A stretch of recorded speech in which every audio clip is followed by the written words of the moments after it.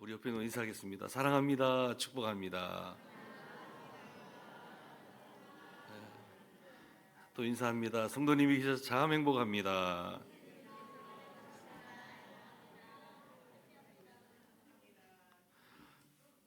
여러분, 교회는 기쁨을 전하는 곳인 줄로 믿습니다.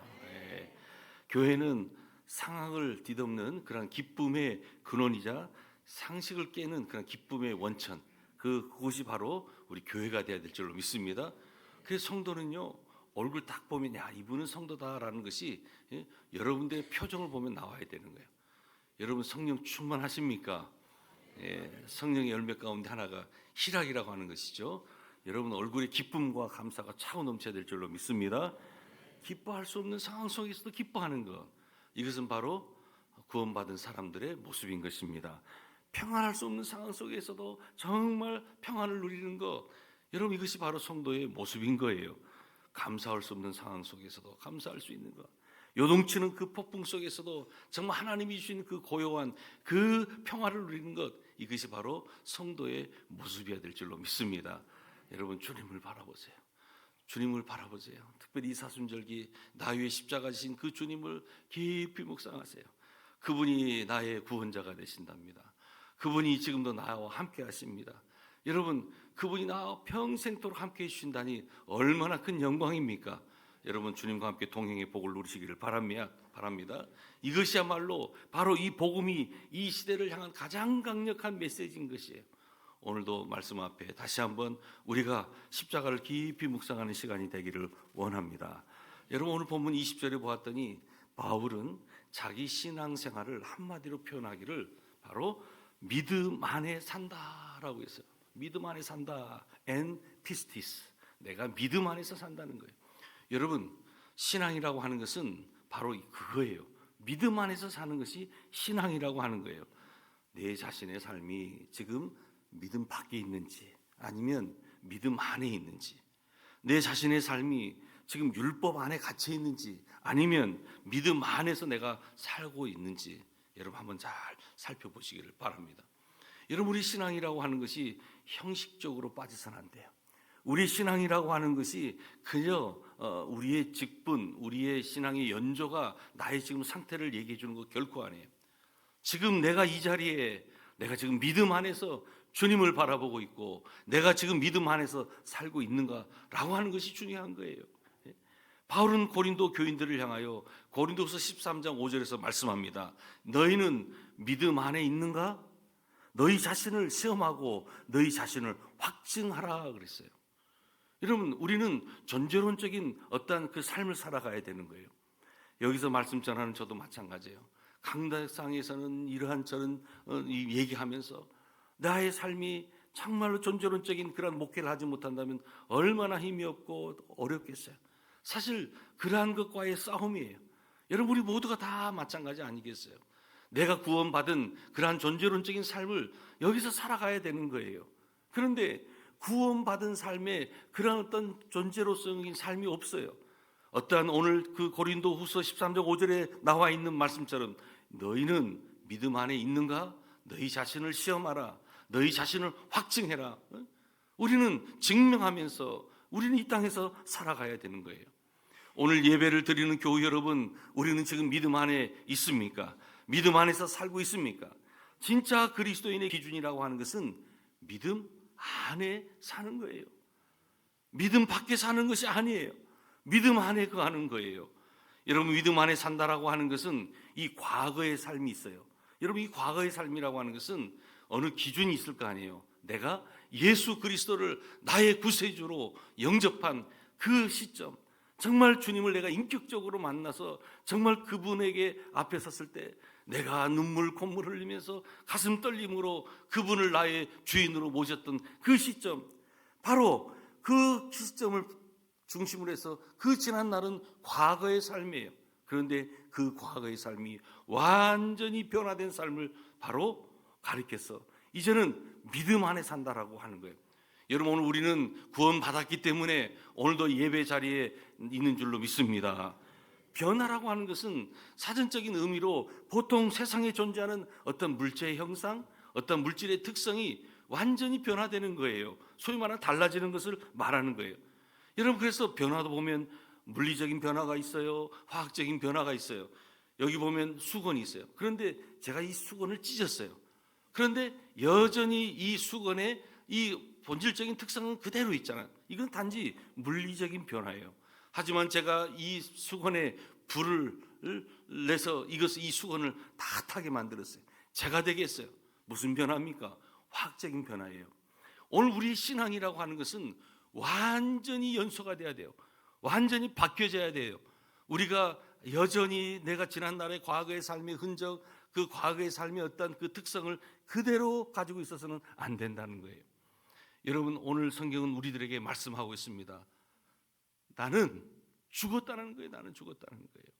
지금 오늘 본문의 말씀에 보면 우리 다시 한번 갈라디아서 2장 20절 한번 우리가 합동합니다. 갈라디아서 2장 20절입니다. 시작.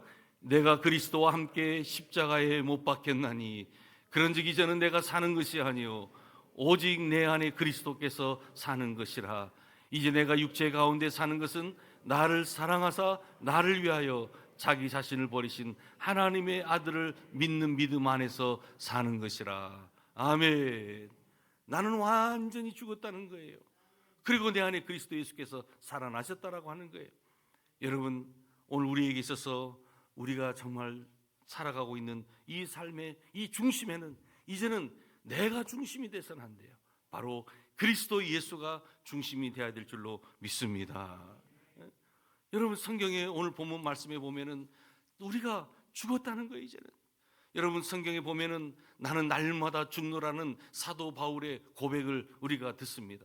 여러분, 오늘 우리들의 고백이 바로 이거 아니겠어요? 나는 날마다 죽노라. 지금 그리스도는 정말 십자가에서 죽었어요. 어떻게 죽으셨어요? 육체적인 죽음이었어요.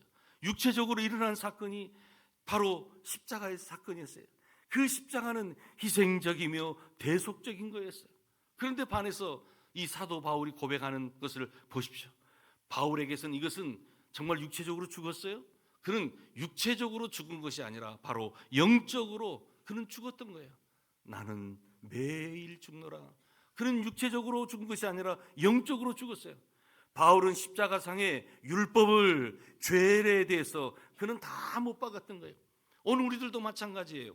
2000년 전에 주님께서 죽으셨을 때 우리도 다 십자가에서 죽은 줄로 믿습니다. 이것은 바로 육체적인 죽음이라고 하는 것이 아니라 영적인 죽음이라고 하는 거예요. 바로 사도 바울이 십자가상의 그 율법과 죄를 다 못 박았던 거예요. 그러면서 그에게 있어서 이 죽음이라고 하는 것은 죽음 그 자체로 끝나지 않고 진정한 해방의 자유와 영적인 자유가 그에게 있었다라고 하는 거예요. 사랑하는 여러분, 우리는 십자가 위에서 고난을 당하셨던 그 예수님을 이렇게 묵상하면서 오늘 나도 고난 가운데서 당시 자기를 부인했던 그 사도 바울, 또 예수님처럼 나도 자기를 부인하고 십자가의 길을, 주님의 뒤를 쫓아야 될 줄로 믿습니다. 결국은 이 십자가의 고난 뒤에는 우리에게 무엇이 주어졌습니까? 궁극적인 영광이 주어지게 되었다라고 하는 거예요. 우리는 죽음 그 자체로 끝나는 것이 아니에요. 우리에겐 진정한 자유가 있게 되었어요. 진정한 구속의 은총이 주어지게 되었어요. 놀라운 새로운 삶이 주어지게 되었다라고 하는 거예요. 여러분, 이러한 삶을 우리가 살아가야 될 줄로 믿습니다. 믿음 안에서 산다는 것. 이런 믿음 안에 산다라는 것은 바로 이러한 말씀을 하고 있는 거예요. 여전히 우리는 이 세상 속에서 실패해요. 여전히 우리는 이 세상 속에서 병들어 살아요. 여전히 이 세상 속에서 어떤 많은 것들을 소유하지 못한 채 살아가고 있어요. 하지만 그것이 중요한 것이 아니라고 하는 거예요. 정말 내 내면에서 예수 그리스도가 나를 위해서 죽으셨고 또 예수 그리스도가 나를 위해서 놀라운 이 구원을 베풀어 주셨다는 이 엄청난 사건을 내가 깨닫게 될 때 진정 충만한 기쁨이 주님 안에서 우리가 누리는 그 기쁨이 있게 된다는 거예요. 그때 자신의 자, 나의 자, 나의 과거의 모든 삶이 이제는 점점점 다 비워지게 되더라는 거예요. 케노시스, 자기 비움. 여러분, 어떻게 우리가 자기를 비워서 예수 그리스도가 종의 형체를 갖게 되었습니까? 그분은 하나님 아버지의 그 보내심을 잘 알고 있었어요. 이 땅에 사는 동안 그분은 믿음의 여정을 떠났어요. 오직 한 가지 목표가 있었어요. 십자가 지는 것. 그래서 그 십자가를 통해서 오늘 우리들에게 구원을 베풀어 주신 것, 그냥 구원 베풀어 주신 것이 아니라 더 풍성하게 생명을 누리게 하시려는 것이 바로 예수 그리스도의 그 목적 있는 그 삶을 살아가게 하셨다라고 하는 거예요. 오늘 우리들도 마찬가지예요. 오늘 우리들에게도 기쁨의 여정이 있어야 될 줄로 믿습니다. 예수께서 누리셨던 그 기쁨, 여러분 우리에게 있어서는 물질과 높은 권력과 많은 것들을 소유해서 누리는 그 기쁨이 아니라 바로 사명을 가지고 살아가는 그 목적 있는 그 여정을 통한 기쁨이 내게 있느냐라고 하는 거예요.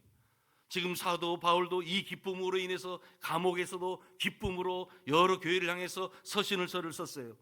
그는 어떠한 상황 속에서도 복음을 전하면서 여러 가지 당했던 수많은 그 고난이 있었어요. 하지만 그 고난의 현장 그곳에서도 그는 고백할 수 있었어요. 바로 기쁨을 그가 감출 수가 없었던 거예요. 사랑하는 여러분, 우리 모두에게서는 죄된 몸이 있어요. 우리에게는 거짓된 자아가 있어요. 아직도 십자가를 통과하지 못한 나의 옛사람의 모습이 있다라고 하는 거예요. 우리는 영적으로 죽었다고 하지만 아직도 꿈틀거리고 있는 나의 자아를 보게 돼요. 십자가를 통과하지 않은 나의 옛 자아, 아직도 지옥의 형벌을 받아야 될 그 옛 자아가 꿈틀꿈틀거리고 있다라고 하는 거예요. 여러분, 이러한 우리의 모습을 보면서 주님께서 외면하지 않으세요. 우리를 도와주시는 거예요. 지금도 우리 안에 거하시는 그 주님께서 우리 가운데 역사해 주시는 거예요. 사랑하는 여러분, 나는 죽고 내 안에 우리 예수님이 살아 역사할 수 있도록 오늘도 케노시스, 영적인 비움의 삶을 살아갈 수 있기를 주님의 이름으로 축복합니다. 여러분, 순교적인 삶이라고 하는 것이 꼭 선교지에 가서 정말 우리가 어떻게 정말 복음을 전해야 될 어떤 그 박해 현장에서 그 엄청난 사건들만이 순교적인 신앙이 아니에요. 우리의 가정에서, 우리의 교회 공동체에서, 내가 다니는 그 직장에서 짊어져야 될 그 십자가, 내가 죽어야 될 부분들이 있다라고 하는 거예요. 여러분 잘 생각해 보세요. 오늘 본문 20절에 보았더니 그런즉 이제는 내가 사는 것이 아니요 오직 내 안에 그리스도께서 사신 것이라. 삶의 주체가 완전히 바뀌어 버렸어요. 그 전에는 내가 중심이었거든요. 그 전에는 내가 주인이었거든요. 그런데 이제는 삶의 주체가 예수 그리스도로 바뀌어 버렸다라고 하는 거예요. 여러분, 이제 우리가 예배하는 가운데, 신앙생활 하는 가운데 이제는 뭔가 좀 바뀌어야 되지 않겠어요? 뭔가 좀 변화돼야 되지 않겠어요? 아직도 변하지 않는 내 자아, 아직도 내 힘과 능력으로 살아가려고 하는, 내 실력으로 살아가려고 하는 그 교만한 마음, 이러한 것들이 깨뜨려져야 되고 부서져야 되고 녹아져야 될 텐데, 진정한 삶의 주체가 예수 그리스도여야 되고 나의 삶의 주도권이 바로 예수 그리스도에게로 변화해야 될 텐데, 이 변화가 일어나지 않고 있다는 거예요. 결혼한 두 남녀가 있어요. 서로가 너무나 사랑하는 거예요. 그런데 이제 두 사람이 결혼하게 됐어요. 전에는 각자 살아왔던 삶의 스타일이 있어요. 그런데 그 전에는 내 중심이었거든요. 나 중심이었어요. 그런데 너무 사랑하다 보니까요, 상대방을 향한 그 배려하는 마음이 있고 나 중심이 아니라 상대의 그 중심에 마음을 맞추려고 하는 것, 이것이 성숙한 두 사람의 모습이겠죠. 여러분, 영적인 신앙생활에서도 마찬가지예요. 영적인 신앙생활에서도 내가 내 인생을 내가 사는 것이라고 착각하며 처음 시작했지만은 복음을 내가 듣게 되고 인격적으로 주님을 내가 체험하게 되고 그 성령께서 내주하시면서 나에게 말씀해 주는데 이것은 아니더라는 거예요. 나의 의, 나의 공로, 나의 실력, 다 이것은 물거품이라는 거예요. 그것을 깨닫고 난 이후에 내 인생의 참된 주인은 예수 그리스도다, 내 인생의 참된 왕은 우리 예수 그리스도라는 것을 알게 되는 거예요. 그러면 여러분은 그 인생의 삶이라고 하는 것은 180도 바뀌어지게 되는 거예요. 영원한 가치를 깨닫게 되는 거예요. 그래서 우리는 이 영원한 가치를 위해서는 변화된 삶이 우리 가운데 있어야 될 줄로 믿습니다. 내 자아가 내 삶에 아직도 내가 주인 된다면 여러분 돌이키시기를 바랍니다. 오직 내 안에 그리스도께서 사시는 것, 그리스도께서 나의 참된 주인이 되는 것, 여러분 바울 자신은 고백하고 있어요. 완전히 근본적인 그 변화를 그는 지금 가져온 그 은혜를 고백하고 있는 것입니다. 여러분 평창의 동계올림픽을 우리 한국에서 했었죠. 그때 미국의 부통령인 마이크 펜스라는 그 대통령이 왔죠. 부통령이 왔어요. 근데 그의 삶을 주변에 있는 많은 크리스찬이 이렇게 얘기합니다. 그 마이크 펜스는 믿음 안에 사는 사람이야 라고 말을 합니다. 여러분, 소위 말하는 미국이라는 강대국의 부통령이에요. 예? 이 리더십이 얼마나 대단했겠어요. 그의 자리라고 하는 것은 어떻게 보면 얼마든지 큰 소리 칠 수 있고 자기의 어떤 그 자랑할 수 있는 그러한 포지션에 있는 사람이에요. 하지만 그는 자기 인생의 주인은 자신이 아니라는 거예요. 그리스도가 내 인생의 주인이라고 하는 것을 명백히 고백하면서 살아가요. 그래서 많은 사람들이 그와 만날 때 처음에 만나게 되면 나 부통령 마이크 펜스입니다라고 얘기할 법한데 그는 먼저 나는 크리스찬입니다. 나는 그리스도인입니다. 라고 먼저 고백하는 거예요. 그러면서 자기가 공화당의 사람이었고 지금은 부통령의 자리에 있습니다. 라고 말을 하는 거예요. 여러분 쉽지가 않아요. 예? 오늘날 많은 그 권력에 있는 사람들이 나는 크리스찬입니다. 나는 구원받은 사람입니다. 라는 이 자기의 어떤 그 정체성 또 자기의 어떤 존재론적인 그 삶을 내가 그리스도인으로 살아낸다라는 것 이것은 사실 쉬운 일이 아니에요. 기독교인이 바로 자신의 첫 번째 정체성이라는 것을 내놓고 살았다라고 하는 거예요. 여러분 오늘 우리들도 우리의 삶의 자리에서 나는 그리스도인입니다. 나는 구원받은 사람입니다. 라는 그러한 고백과 여러분들의 그 정체성을 드러내고 살아갈 수 있기를 축복합니다. 근데 그의 아버지가요 한국 전쟁에 참여하신 분이에요.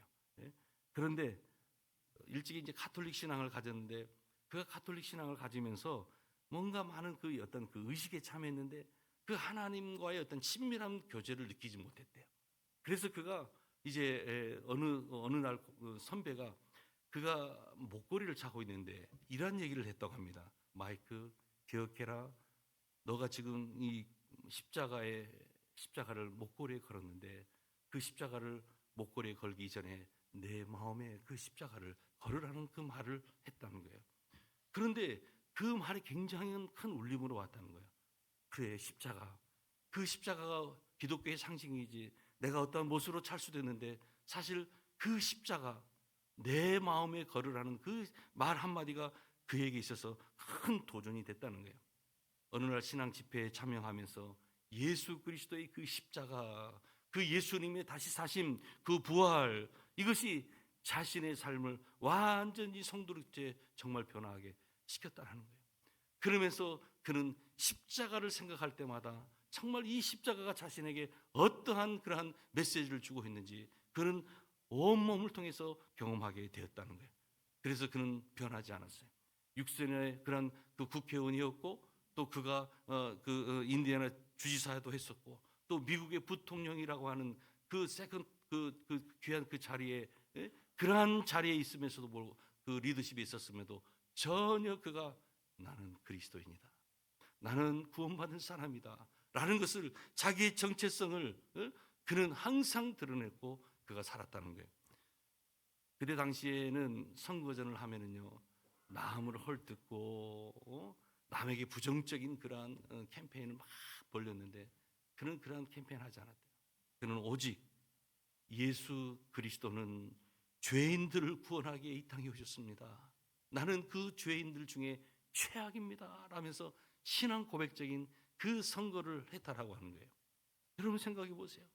예수 그리스도를 전하는 캠페인, 예수 그리스도가 죄인들을 구원하기 위해 이 땅에 오셨는데 본인이 바로 가장 최악의 인물이라고 하는 거예요. 떨어졌을까요? 붙었을까요? 어떻게 하셨어요? 당선됐다는 거예요. 여러분 하나님께서 지금도 자신을 죄인으로 또 예수 그리스도를 왕으로 주인으로 모시는 그 인생을 세워주시는 줄로 믿습니다. 그런 어느 여인과 함께 이제 결혼하게 되는데 그 또 아내 역시도 기도에 용사했다는 거예요. 그래서 그 두 부부가 함께 그 비전을 향해서 달려갈 수 있었다는 거예요. 여러분 고린도후서 5장 17절 말씀에 이런 말씀이 있죠. 그런즉 누구든지 그리스도 안에 있으면 이전 것은 지나갔으니 보라 새 것이 되었다. 그런데 그 앞에 무슨 말이 있어요? 새로운 피조물이라는 거예요. 이전 것은 지나갔으니 새로운 피조물이라. 여러분, 오늘 우리 모두가 다 새로운 피조물이 된 것을 기억하시기를 바랍니다. 우리에게 있어서 이제는 새로운 존재의 삶이 있어야 되는 거예요. 새로운 피조물로서의 삶. 그러려면 먼저 새 삶의 주인이 누구라고 하는 거예요? 예수 그리스도여야 된다는 거예요. 예전에 바울이 더 나은 바울이 된 게 아니에요.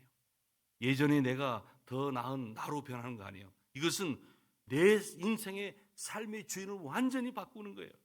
사업을 해도, 운동을 해도, 또한 내가 어떤 공부를 해도, 취업을 해도, 심지어 내가 어떤 음식을 먹고 운전을 해도, 전도를 해도, 자녀 교육을 해도 예수님이 주인이 되었다라는 이 사실을 여러분, 우리가 믿고 살아가야 되는 거예요. 예수님을 인생의 주인으로 모시는 그 삶, 이 삶이 우리에게 있어서 가장 먼저 돼야 될 삶인 줄로 믿습니다. 나의 무능함을 고백하세요. 나의 여러 가지 많은 그 죄됨을 주님 앞에 고백하세요. 주님, 나는 과거에 주님 죄의 거주지에서 살았습니다. 하지만 내가 구원받은 사람으로서 이제는 의의 거주지로 주님, 내가 평생을 살겠습니다. 이제는 내가 세상을 향해 희망을 선포하고 희망을 노래하는 인생이 되게 주옵소서. 이제는 죄와 사망의 원리에 따라 살아가는 인생이 아니라 정말 의와 생명의 원리에 따라서 주님, 제가 살아가게 주옵소서. 여러분, 주님께서 그렇게 우리를 인도해 주실 줄로 믿습니다. 여러분, 사순절을 보내고 있어요.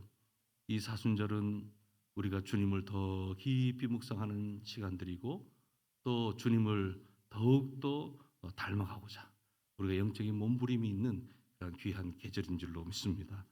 나의 능력, 나의 인격, 나의 지혜, 나의 실력, 그동안 내가 경험했던 것들 다 뒤로 하시고 이제 온전히 그리스도의 능력을 덧입고 그리스도의 인격, 그리스도의 지혜, 그리스도의 실력, 또 그분과 함께 놀라운 만남을 가지시기를 바랍니다. 이것이 바로 순교적인 신앙의 첫 출발이라고 하는 거예요. 그러한 삶을 꼭 살아갈 수 있는 우리 모두가 되실 수 있기를 주님의 이름으로 축복합니다.